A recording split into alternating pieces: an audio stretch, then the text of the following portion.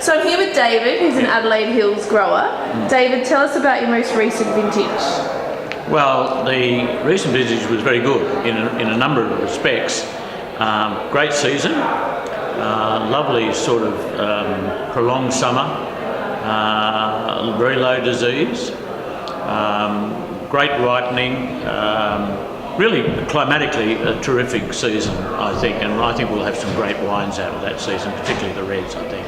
And you're satisfied with how the wineries reacted to the grapes?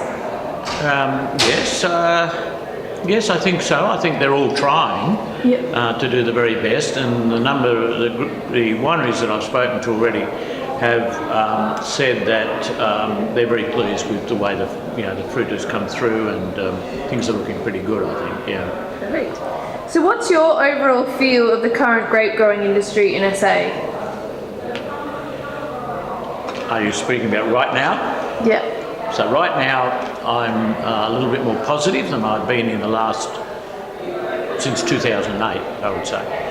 I'm pretty positive that things are on the up and up. The one probably dent in that is Sauv Blanc. I think that the immediate future for Sauv Blanc in the Adelaide Hills does not look very good. And why do you think that is? I think oversupply, but more likely competition from New Zealand. And I think that's unfortunate. Yeah. We're in fact dealing with wineries trying to sell Sauv Blanc, and those same wineries are bringing huge quantities of New Zealand Sauv Blanc in bottle or whatever. So we're really fighting against that, and that's having an effect, which has an effect on the price. Yeah. So what they're prepared to pay, and you can't grow Sauv Blanc in the Adelaide Hills really at $1,000 a tonne or anything less than $1,000 a tonne. Mm-hmm. So what are your thoughts on the Wine Grape Council of SA? I don't have any really positive thoughts about it. I accept that we need to be represented. My major concern is are they focusing what they're doing? Excuse me. Are they doing the things that matter most to us? Things that matter to us is as growers, and I'm speaking now only as a grower. Contracts with some of the majors are important. I think the fact that New Zealanders are able to claim the wet tax, to me, is a joke, quite honestly a joke.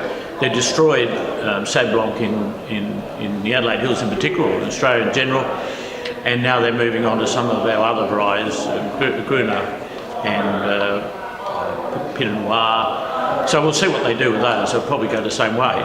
It just doesn't make sense. I know free trade is free trade, but why are we giving them something that was designed to support small vignerons in the Adelaide Hills, or small vignerons in Australia? So what do you want to see from your grower organisations? Well, I would like to see our grower organisation, particularly SA grower organisation, tackle government on these issues. The meeting we just had, someone said, well, I know how to grow my grapes, I'm conscious of disease issues and all that, and I think that's very true. I had a lot of sympathy with what that chap said. The real meaty issues are things like price, wet tax.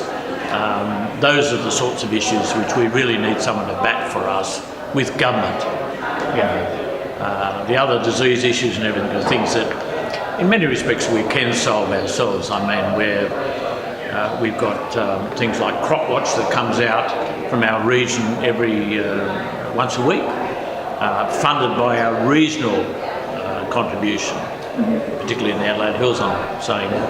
And so we have a really good handle on the technical aspects of growing grapes. It's where there's contact with government. To me, that's what the region, vignerons, South Australia, grape growers should be about, is batting for us with the government. One final question for you. What's your favourite wine variety to drink? Can I have a red and a white? I'll let you have both. Red is Tempranillo. I think it's a really lovely, approachable, easy to drink. It can be really good temp, can be as good as any other red.